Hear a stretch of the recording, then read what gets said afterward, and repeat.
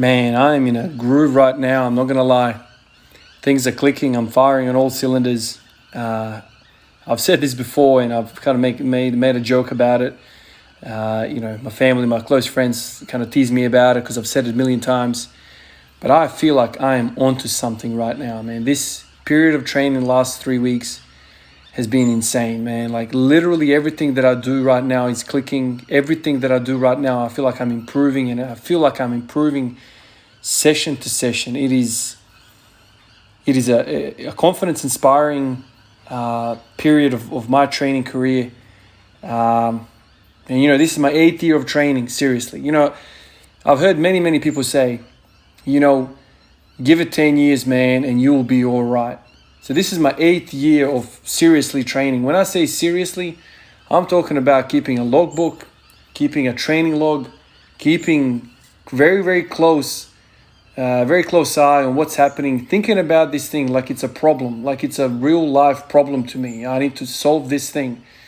These plateaus, these muscular imbalances, these problems, these puzzles that we have, I'm treating it as a real life problem, and I often catch myself thinking about this while I'm doing other things in life. So this has been a big concern in my life, how to progress.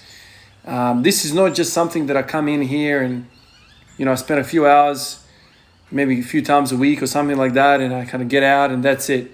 No, man, I'm thinking about this even when I'm doing other things in life. Sometimes I'll go to bed and I think about how the session went. One of you guys said to me on the comments, I was reading it this morning, that you sometimes get in bed and you think about, how things are going. And you were saying that recently you have been kind of struggling with your squat, and it's kind of been keeping you awake, essentially thinking about it. Man, I resonate with that so much, man. Like when I was in that pit of hell, like the peak of my hip pain, it's hurting me. I can't even turn on a side in bed, lying in bed in pain. Like this is going beyond me getting better in the gym. This is affecting my freaking activities of daily living. We call this in medicine ADLs. This is freaking affecting my ADLs, man. I can't even lie in bed anymore. So it was kind of spreading and it was consuming me, and I kept thinking, I kept researching, I kept looking at pictures of physiology, anatomy, and all these things, thinking about how I'm going to get out of this, thinking about pull-push ratio and all these things. This has been a major concern for me. And so to get into a period like this, like it's a special feeling. Like I don't want to say that I'm feeling super high, but I'm feeling kind of content.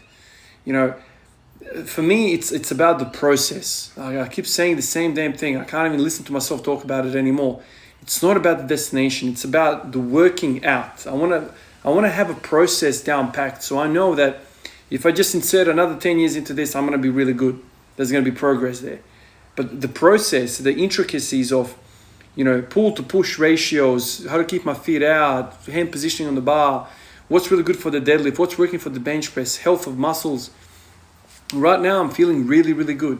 Ever since I started paying number one attention to my posterior chain, I went through a period where I just did RDLs like a maniac with 200 kilos for 5 sets of 5. I was doing that for a few weeks. Then I went to deficit pulls. Before that, I was doing all sorts of other kind of posterior chain exercises, deadlifts of the floor for certain, I did deadlifts every day for a long period of time as well. It was probably like 2 or 3 months or something like that, I want to say. Might be wrong with that. I had breaks here and there, especially with my grandma's passing and all that stuff that kind of happened. But this has been on my mind. And ever since I've worked this thing out, and it's kind of, my mind is kind of focused on the posterior chain. Ever since that video that I saw by Juggernaut Training Systems, Chad Wesley Smith, he talked about the imbalances or the deficiencies somebody might suffer, if they have a weak posterior chain, a weak set of legs. How does that manifest in a squat? How does that look like when you fail? So all these type of things, and with the hip pain, everything kind of rolled into one. And now finally I've kind of got a recipe. I've got an idea what I need to do.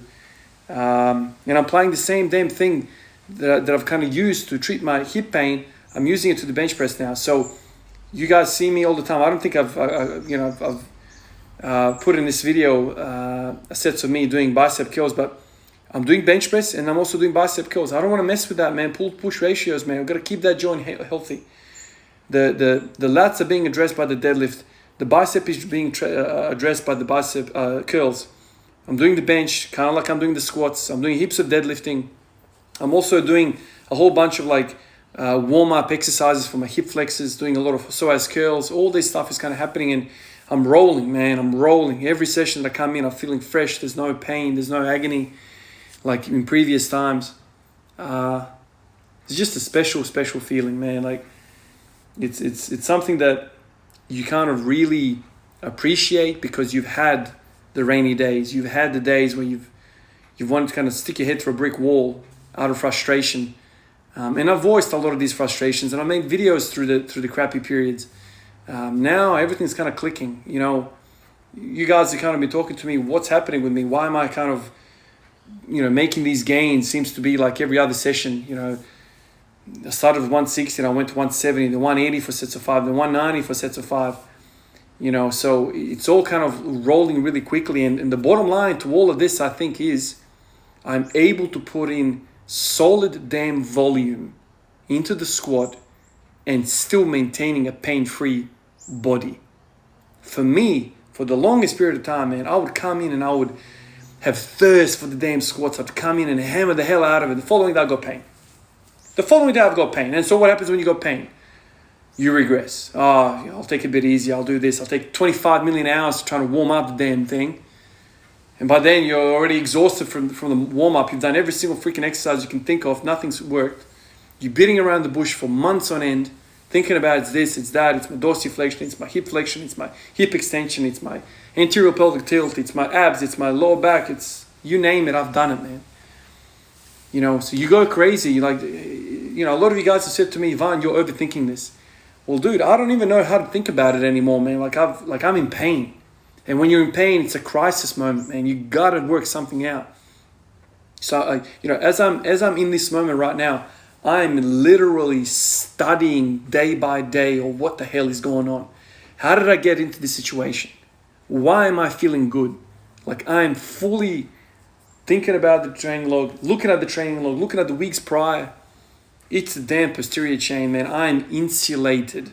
My knees don't hurt. My hip doesn't work. I feel strong. Today I managed to hit 250 deadlift. This is the 220. You'll see the 250 next.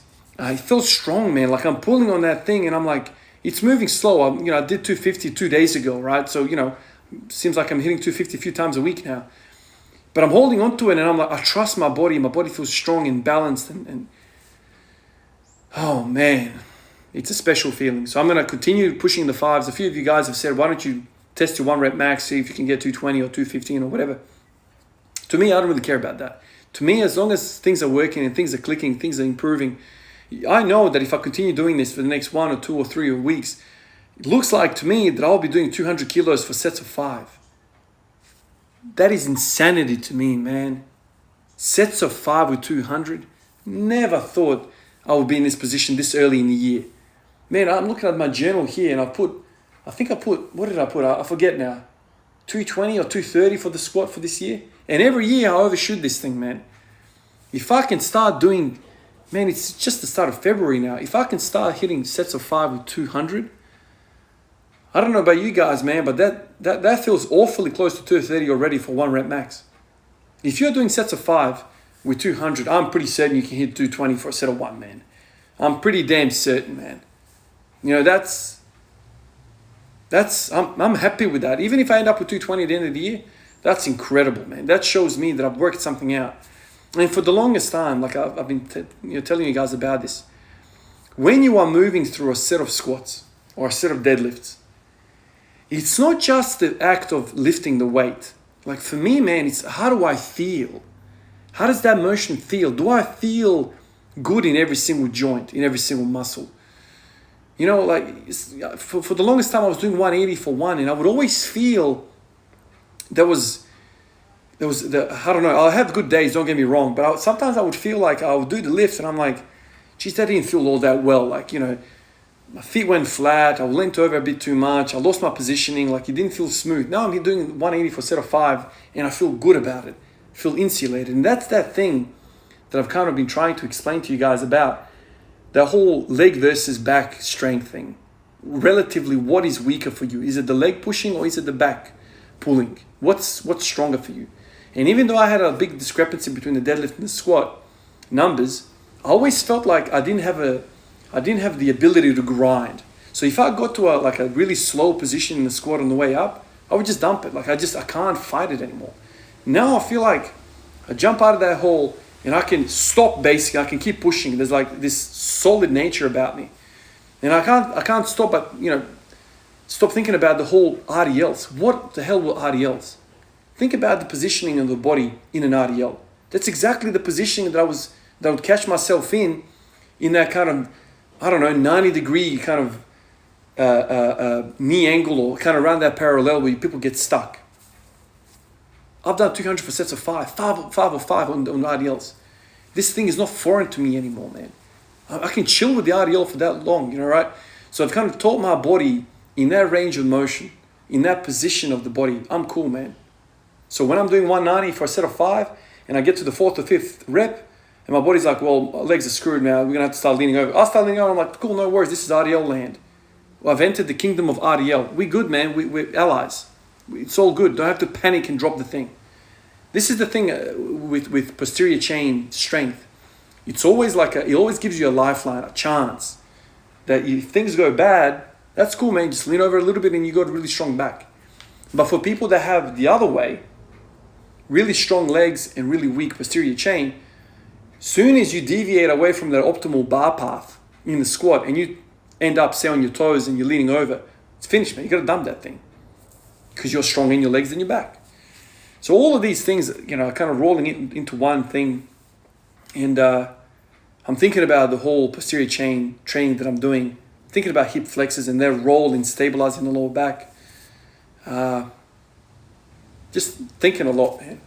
It's very easy to be in this period and to jump on cruise control and not stop thinking about the training process, stop thinking about the problems, because things are good, man. You've kind of made it, right?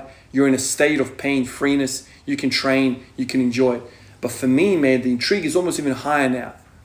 Okay, I've worked out some sort of recipe, man. Like something is clicking, man. I got to work this thing out. I want to put a decimal point on that very atom that's causing this goodness. That's how my mind works, man. This is the analytical side of me that just wants to kind of dig deep.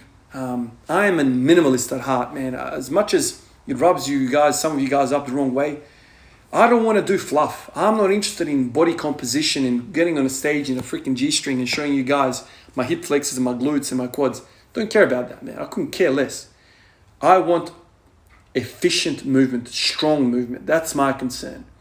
And so if I could get away with just doing the squat and a psoas curl and a bench press and bicep curls like I did today, that's cool, man. Or that's all I'm going to do. As long as I know I'll be really good at squatting.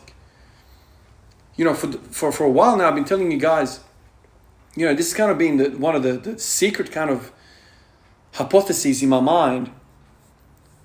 Can you squat and squat alone and improve your squat? And for quite a while now, I've made a conclusion, man, I still stand by it. The squat itself is the king of all exercise, according to me. Deadlift is very, very close. But the squat, because of the increased range of motion in the knee and the hip, it is a better movement. It is a more holistic movement, a more beneficial movement. This is according to me. This is what I like. So it is the greatest exercise. However, it cannot self-sustain itself.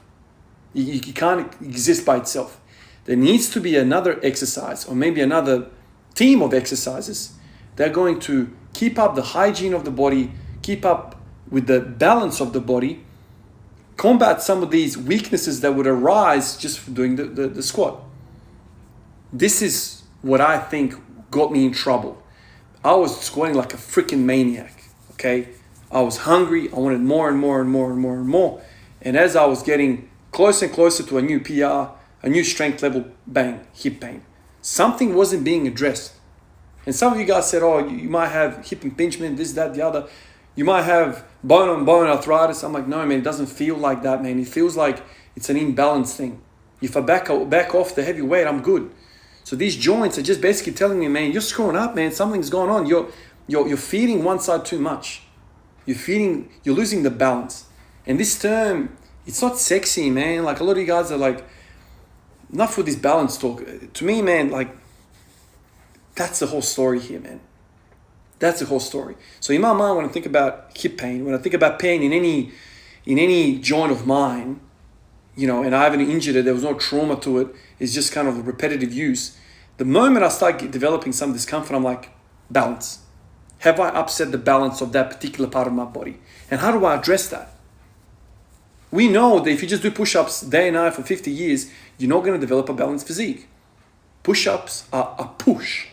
Something needs to happen, so you pull and kind of address the other side of that stuff. It's like that throughout physiology. You can't, just take one supplement. I'll just take steroids, there'll be nothing else. The chances are you're going to upset something. I'm not an expert on this topic at all, but you'll take something and then another hormone will get upset and there's been an imbalance, so you take another one, and then another one, and then another one, another one, another one. All of a sudden you're taking a pharmacy full of shit and you're like, I just want to get big muscles. It doesn't work like that, dude. You can't just, swap my 4G63 engine and put a freaking LS3 in it, twin turbo that baby, and expect things are going to work. No, man, you're going to snap the damn clutch, you're going to snap the damn diff, you're going to snap the damn axle, you're going to step everything up, man. You're going to have to get a whole new damn drivetrain to support that thing. And guess what then? You're going to be spinning wheels, so you need bigger tires. You need 265s all around. Oh, what about the cooling system? We need some more cooling system. Oh, you need a fuel pump as well to feed the damn thing. You've put this whole big engine in, it's a whole bunch of air going to it. You need fuel. All of a sudden, you have no boot space because you've got 2 damn external fuel pumps in the trunk. What? Now you've got a freaking race car in your hands, man. See, this is how the universe works, man. You can't just have these humongous damn quads and walk around pain-free and your hamstrings are like guitar strings. Dude, it ain't going to happen that way, man. You're going to be a snap city in a moment, man. The moment you jump, damn hamstring's going to snap off the damn bone. It's about balance. It's about balance. Pick whatever the hell you want to get good at. Does not have to be the squat. And reverse engineer what the hell is going on, what's involved. A really good way to think about it is like this. Okay, a squat is a pushing with your legs. So I need something that's pulling with my legs to balance that crap out. That's a good start. And then you start kind of fine-tuning and thinking about the muscles involved. That's it. So for a bench press, what's happening at the bench press? Well, there is elbow extension and there is shoulder, how would you say it? Adduction, adduction, right?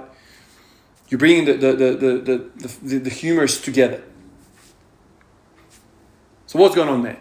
Obviously, for elbow health, you need strong biceps. Because you can't have these big juicy freaking triceps sticking out 50 meters either side, and then your biceps are tiny. You can't happen, man. The joint's going to get pissed off. You're going to get tennis elbow, whatever. You're going to get all sorts of pains. Balance, balance, balance, balance, balance, balance, balance. It's not sexy. 7 years ago, Ivan is like, oh, screw that, man. I just want to squat. Screw that. And then you hit your head on the wall once. You hit your head, and then pain starts. And then you start losing sleep.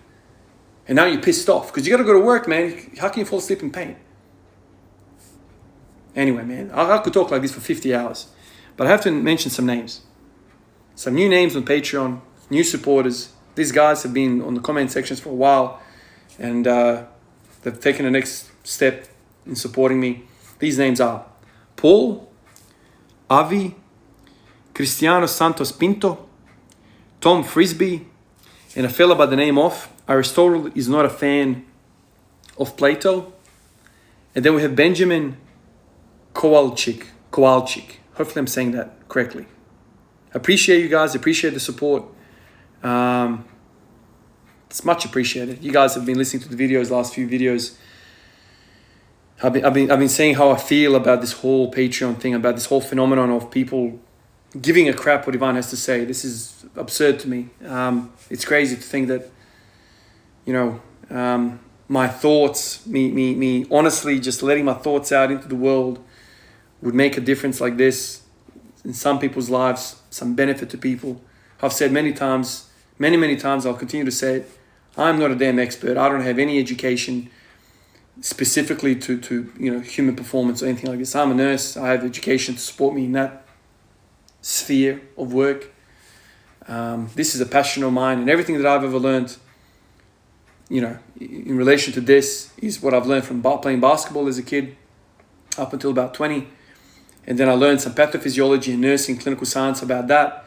And I've kind of used those two experiences, and that's kind of been my base to learn this other stuff, these applied ideas from powerlifting world, Olympic weightlifting world, strongman world, And that's how I know the things I do. And it's all very anecdotal to me. I test, I retest. This garage for me is a damn science lab.